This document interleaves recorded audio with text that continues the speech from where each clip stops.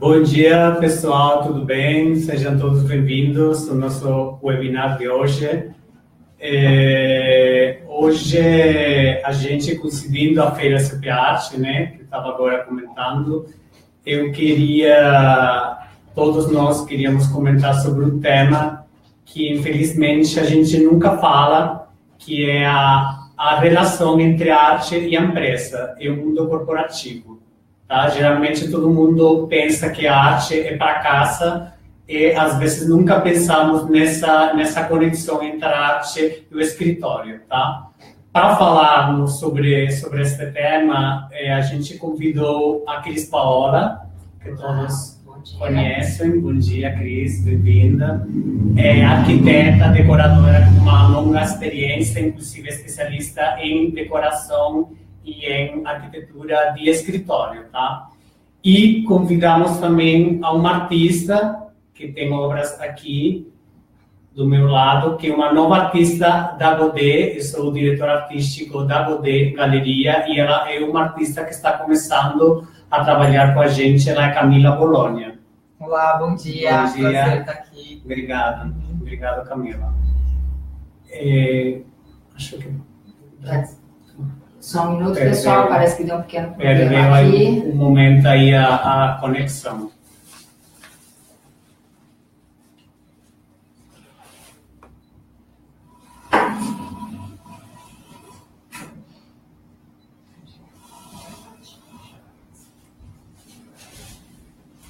Só mais um minutinho. Para Quem não tem reconectar problema aqui. de conexão online. Tudo ao vivo sempre acontece, né, Cris? Esse tipo de coisas. Então, é o seguinte, eu queria começar falando de como a gente faz para adquirir uma obra de arte e os porquês, os motivos de que o escritório tenha obras de arte, né? Isso é super importante. Tem uma questão que é o emocional, que isso vai falar muito mais a Camila e a Cris também, mas tem uma questão do clima, tá? Igual que precisamos de obras de arte para decorar a nossa casa, que tem a ver com a gente, o escritório tem que ter uma linguagem que tem a ver com o próprio empresário, com a própria empresa, com a linha corporativa da empresa, com o marketing, e tem a ver com o que é o clima. Ou seja, um escritório com obras de arte cria um clima muito mais agradável, muito mais, vamos dizer, agradável para o que eu trabalho mesmo, né?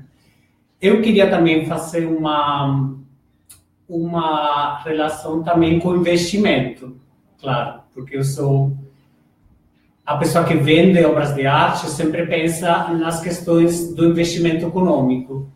E, hoje em dia, as empresas têm, às vezes, uma verba para investimento do que o patrimônio mesmo. Exatamente.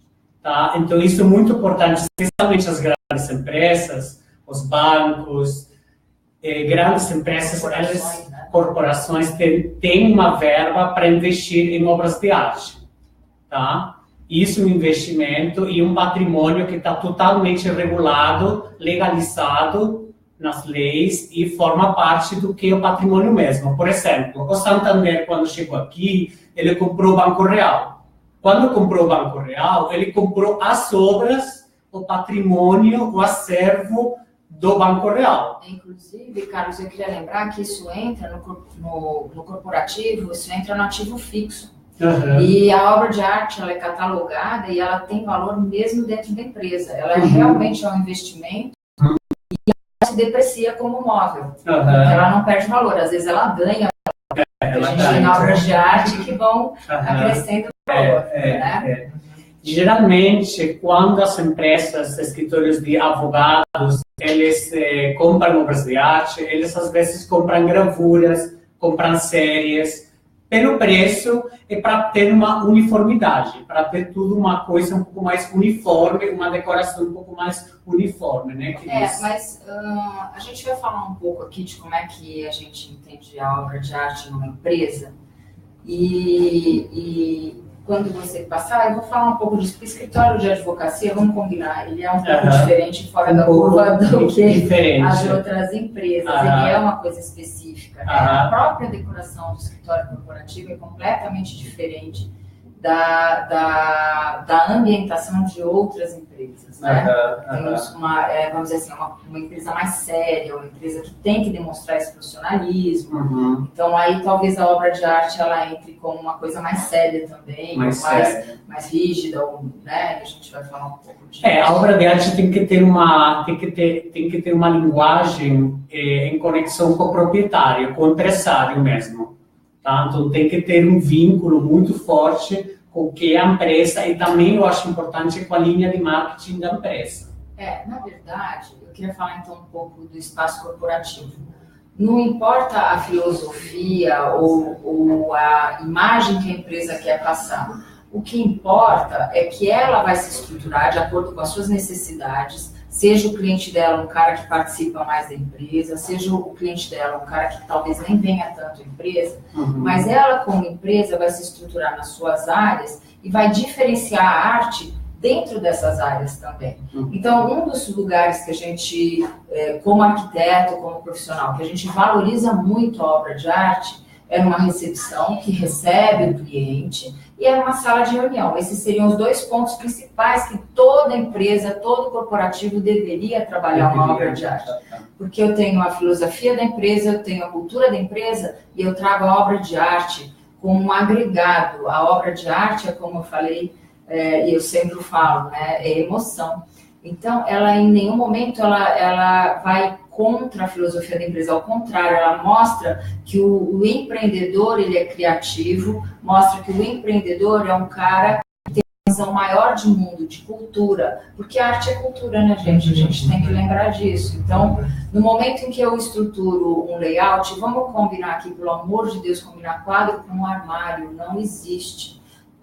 A obra de arte é igual à emoção, e a emoção, se não é na minha casa, é na minha empresa, ela no mínimo tem que ser a emoção de quem é o dono da empresa e de como ele quer tratar isso da empresa. Aquilo que o Carlos estava falando, a gente tem as séries e a gente tem custos diferenciados de obra. E esses custos diferenciados é o que o dono da empresa vai definir. Se ela vai virar patrimônio da empresa e eu vou investir um valor maior, agregado, e vou querer essa pegada mais importante, ou se eu vou compor o meu espaço de uma maneira super agradável, de maneira que eu consiga também para os meus funcionários levar um pouco de alegria, porque a arte é alegria, a arte é emoção. Então, veja, no momento em que eu distribuo todas as salas do meu empreendimento, com uma série de uma artista como uma Camila, que está aqui com a gente, está nos dando o prazer de estar aqui, eu estou colorindo essa empresa, eu estou levando ali para o momento, a gente passa hoje mais tempo dentro de uma empresa do que em casa, né? Então, levar essa pegada da arte, ter nas paredes um item a mais que vai compor aquele ambiente, que vai trazer alegria para aquele ambiente, é importantíssimo. Então, eu queria também comentar uma coisa que tem muito a ver com o estilo aqui da Camila, que é a abstração. Certo. Então, isso é muito importante, gente. Geralmente, nas empresas, o dono, ele não quer uma arte figurativa, ele quer uma coisa muito mais neutra. Sim, eles gostam muito de geométrico. De séries, de cores, porque compõe e não traz personalidade de nada, né? Porque, veja, queria até a opinião da Camila depois também, se você me permite, Carlos, assim, trazer para um ambiente corporativo um quadro, por exemplo, que vai ser uma representação de um jardim, pessoas num piquenique, eu não acho que isso seja adequado para uma empresa. Pode até ser a minha pegada se for uma empresa voltada para um outro tipo de segmento, mas de uma maneira geral, no corporativo, a preferência são os geométricos, as séries, as composições coloridas, que você consegue tirar partido disso. O que você acha disso, Camila? Eu acho que às vezes é mais fácil, né, conviver assim, com a abstração e com a geometria, pelo fato também de não ter uma imagem figurativa. A gente já lida tanto com imagem, né, no dia a dia, seja na rua ou mesmo no computador, a gente é bombardeado por imagem o tempo inteiro, imagem figurativa. Sim. Então, eu acho que a abstração, ela tem um pouco, assim, talvez um respiro para o olhar, eu acho que é mais fácil de conviver, e eu acho que ela dá uma importância também maior para as cores, talvez. O jogo das cores, né? Pelo menos no meu trabalho, isso é muito importante, assim, eu penso muito na cor. Eu começo o trabalho pelas cores, na verdade. Bacana. Então, eu acho que hoje a gente está tendo a oportunidade de estar aqui com as 3 pontas, né? Quem pensa o espaço, quem viabiliza as obras para o espaço, e principalmente a emoção de quem cria a obra, que é a Camila aqui com a gente hoje, falando não só do como ela pensa nessa obra e como ela cria, porque é uma pegada totalmente diferente do que a gente acha, né? Eu acho que é isso aí.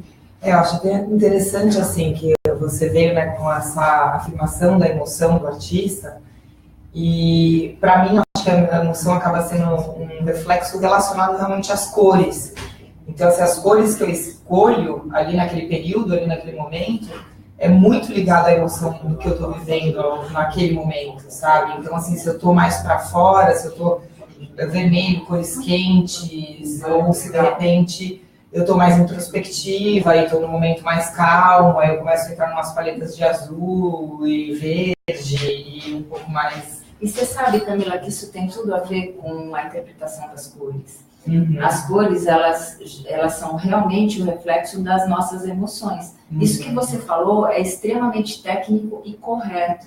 Quando a gente está mais expansivo, quando a gente está mais alegre, a gente vai atrás das cores quentes. E quando a gente volta e fica um pouco mais introspectivo, a gente vai atrás dos pretos, dos azuis, dos verdes. A gente traz isso na cor também, que é uma pegada muito legal, né?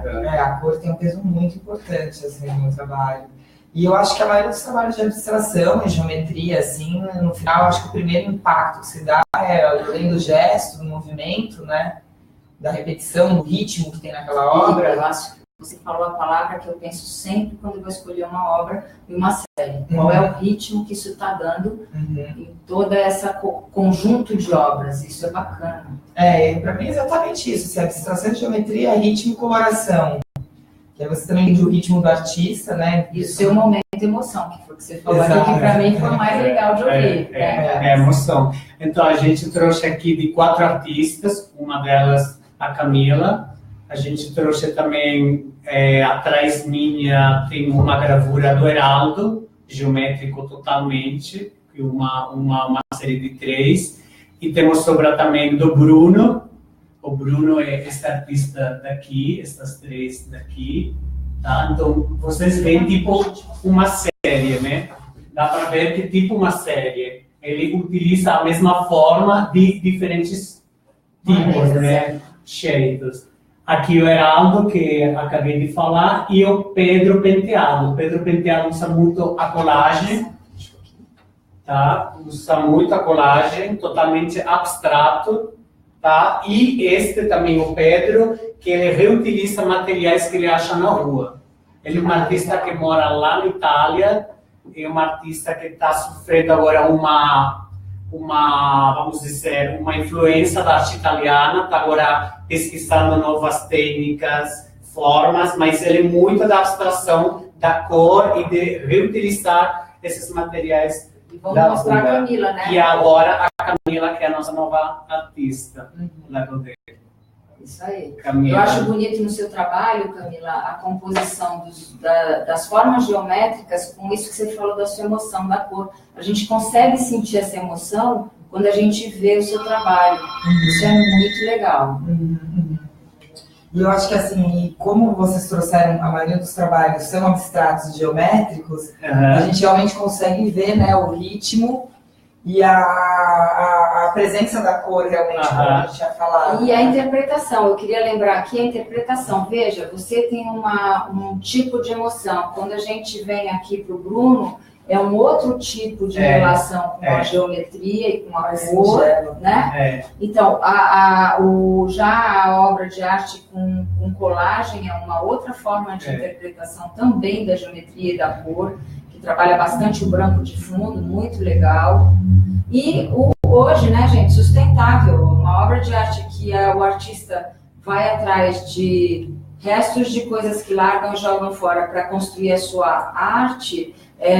Eu acho que ele se enquadra até numa questão do upscaling, né, que está super na moda, que é reaproveitamento e valorização do que a gente não vai usar mais.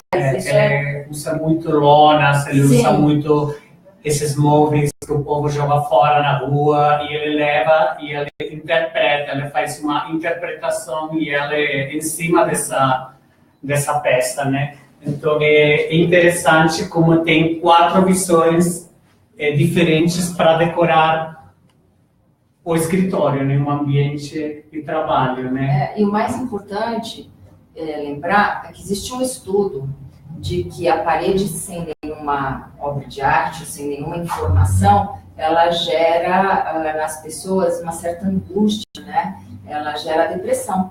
Então, isso não só é importante que as empresas fiquem atentas de ter uma história, ter um pouco de criatividade, trazer um artista como a Camila para dentro da empresa e valorizar suas paredes e até criar uma linguagem de sala, sabe? Então, eu crio por setores, eu vou usar os coloridos que você falou, para um setor mais de vendas, mais voltado para o público, e já o pessoal que cuida do administrativo, da contabilidade, eu vou atrás da emoção da Camila mais retida, mais calma, que vai trazer para esse ambiente também essa pegada, né? Sim. E já na sala de reunião, a valorização do espaço, uma série que misture os dois, que traz a emoção para cada tipo de pessoa que circule por ali, se identifique. Então, eu acho que assim, o importante é a gente lembrar dessa relação, o espaço, a parede, a emoção do artista e o sentimento de quem compra. Eu acho que isso resume um estado final bacana dessa história. Porque isso tudo vai criar um clima bacana para trabalhar, vai criar o que a Cris falou. Eu acho que é super importante quando você está nesse espaço tantas horas e horas e horas, ter um ambiente em harmonia. E até para respirar, né? Você está o dia inteiro naquele computador e olha uma obra de arte para dar o... Eu achei muito interessante isso que você colocou, das paredes brancas causarem depressão. Me lembrou também, até assim, a gente voltando, né? Se a gente for lá para as cavernas, a gente já tinha o hábito de desenhar e colocar a imagem na parede, retratar de alguma maneira. Então, acho que deve ser ancestral mesmo. O vazio, às vezes, pode ter um vazio, mas não pode ser todo o escritório vazio. Acho que você cria o vazio, de repente, para poder criar alguma coisa. Valorização. Porque também isso é uma coisa importante que eles colocaram agora. Não adianta eu pegar uma parede, entupir de obra de arte e achar que ali eu fiz o bacana, eu fui criativo e eu fiz diferente. Esquece, gente. É óbvio que não.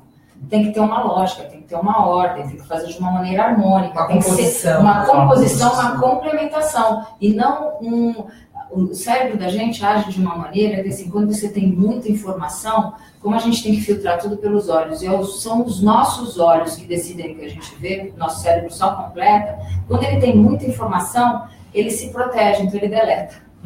Isso é importante. Ele acaba deletando quando é muita informação. Então é mais bacana quando eu tenho algumas informações importantes que fazem parte do ambiente e que complementam esse ambiente da melhor maneira possível. Inclusive as obras de arte são importantes nos hospitais também. Sim, nossa. Nos hospitais dá uma alegria. Olha a depressão aí outra vez. Dá uma alegria, dá uma serenidade, dá uma leveza também, entendeu? Porque é uma fuga para o olhar. Exatamente, uma questão psicológica. Ou uma fuga, ou de repente um lugar onde o olhar também descansa, talvez.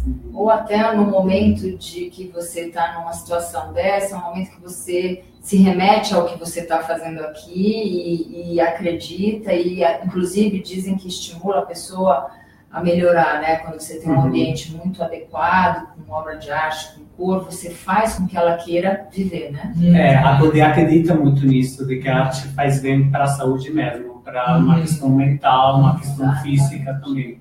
Então eu queria que... Para quem cria, né? Para todo mundo, né? Inclusive, às vezes, a Godet fomenta muito oficinas também, isso é muito legal, criar oficinas para que as pessoas possam também participar dessas técnicas, né? Demais.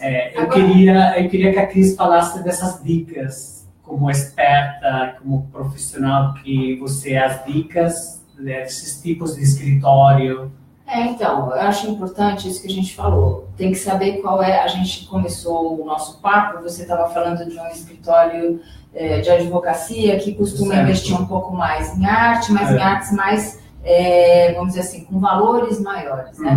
Porque o escritório grande, a corporação de advocacia, é um segmento que já é um diferencial, quando você já é uma decoração mais clássica, mais escura, que demonstra toda a importância, né? Vamos combinar que direito é o que rege, é um dos 3 poderes, é o que rege. Então, ele tem que demonstrar através da decoração dele, e através do que ele põe como representação, o que ele quer passar como imagem. E é óbvio que nesse momento ele vai investir em obras com um investimento um pouco maior, porque ele acredita nessa valorização do espaço dele. Então, isso é muito bacana. Agora, de uma maneira geral, grandes corporações, inclusive multinacionais, que acabam não tendo uma identidade de um dono, né? Trabalham muito mais as séries, as cores, de uma maneira mais programada, mais definida, né? E a recepção, o principal item de uma recepção é a logomarca da empresa, porque é aonde o cliente entra e se identifica. Mas se eu tiver uma espera, é muito bem-vindo um bom quadro, um quadro colorido, um quadro que possa se identificar com a filosofia da empresa ou com a imagem que a empresa quer passar ali naquele momento recebendo o cliente dele, né?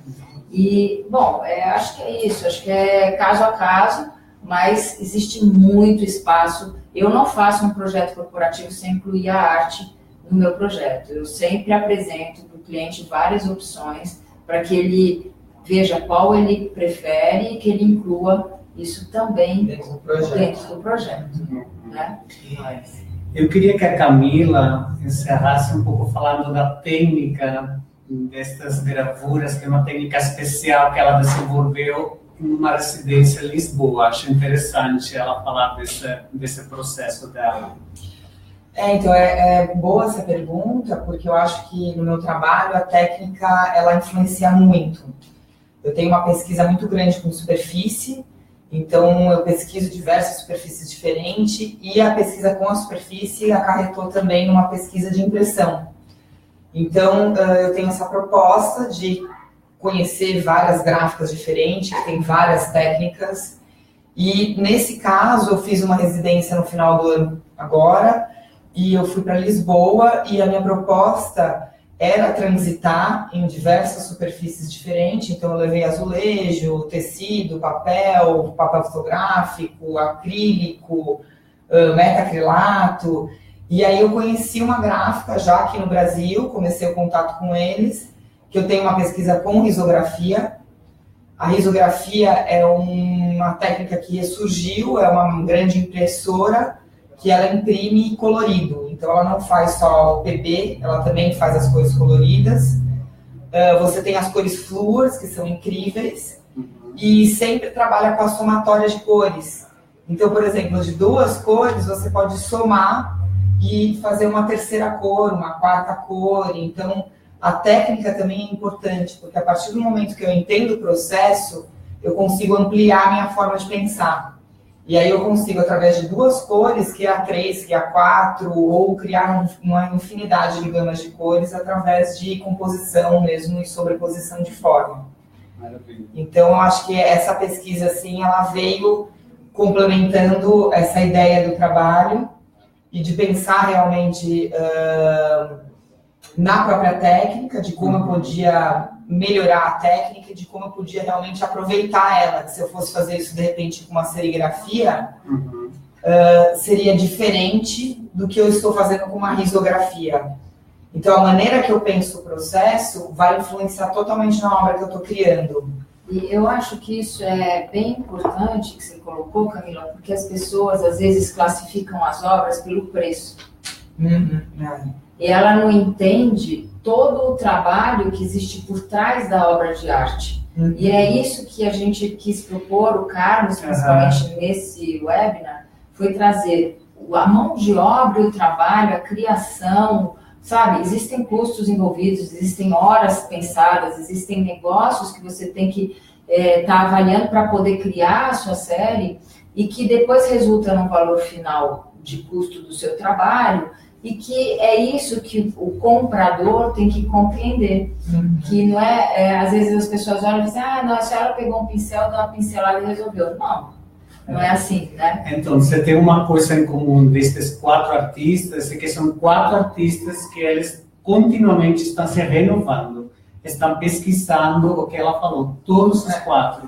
Você vira um expert, né? Você vira um técnico naquilo que você está fazendo, então você domina esse assunto, né? E aí, a partir da ferramenta que você domina, você começa a conseguir realmente criar. E a mudar, né? A fazer diferente, que é o mais legal. E assim, só uma observação, quando a gente fala de série também, uma coisa que eu acho que é legal observar também são as tiragens. No caso dessa, a minha proposta é uma tiragem bem curta, eu só fiz 15, que é baixa produção. Normalmente se faz 50, 100 cópias quando a gente faz gravura. Isso é muito importante na hora de investir, é muito importante quando uma série, o número da tiragem. E essa gráfica, eles em específico foram muito legais, porque eles deixaram eu participar de todo o processo de impressão, então realmente teve essa vivência, essa residência. E aí eu pude ver assim, a manipulação das máquinas, eles tirando o tubo de cor, então eles passam, como se fosse o mesmo processo de serigrafia, então você passa primeiro tudo que é do tubo preto, aí depois você tem que trabalhar com o registro humano e passar tudo que é no tom rosa, depois tudo que é o laranja. Então você trabalha com um registro, com o acerto do olhar, da mão humana. E uma técnica que aqui está super pouca desenvolvida, nessa técnica de gravura. De gravura aqui, de risografia. De risografia. Não, até tem, assim, já tem algumas gráficas, assim, especializadas, a Melimelo, a Risotropical, tem no Rio de Janeiro, tem em Curitiba. Teve um boom muito grande, assim, a Melimelo acho que foi uma das primeiras. Inclusive foram eles que me indicaram a Story Print, que foi essa que eu fiz a residência em Lisboa. Mas assim, eles usam muito para fazer zine, né? Fanzine, livro pequenininho, porque também você consegue fazer uma tiragem bem grande. Legal. No meu caso, eu usei papel algodão para poder fazer a gravura, mas quando se faz o fanzine, normalmente é papel jornal, é um papel bem barato, então é uma técnica assim, de produção baixa. Você consegue fazer coisas baratas assim com ela, sabe? Tá certo. Não sei se tem alguma dúvida, pergunta ao nosso público, se tem algum comentário. Não tem? Tá tudo certo? Então eu queria agradecer, não sei se você, Cris, tem alguma coisa para acrescentar. Eu acho que a gente depois podia também, do mesmo jeito que eles nos acharam aqui, você podia falar como que manda um comentário para você na Godê, se você quiser, se você pode responder depois, se alguém precisar. Então, quem quiser pode entrar em contato com carlos@godegaleria.com.br, é o e-mail pessoal da Godê. A gente está lançando um site novo daqui a pouco, daqui a 2 meses. Ela vai ter o trabalho lá, porque por enquanto é uma galeria online, né? Mas quem estiver interessado também pode contatar comigo, né? Porque a gente já vai consignar as gravuras dela. E, enfim, daqui a pouco vamos ter um site novo, novos artistas, renovar um pouco o site, modernizar. Eu acho que é uma proposta bem diferente essa do Carlos, na galeria online. Hoje tudo é online, tudo é no telefone, né? Eu acho que isso é uma pegada bem interessante. É você ter acesso imediato à arte, poder comprar e receber. Sim, quem quiser isso, quem quiser entrar em contato comigo, comentário, assessoria, ficamos à disposição. Muito obrigado, Cris. Imagina, muito obrigado a vocês. Aqui. Muito obrigado a Camila, a Mediaria pelo espaço. Sim. Tá? E muito obrigado a todos vocês. Beijo, hein? Beijo, Bom obrigado. dia.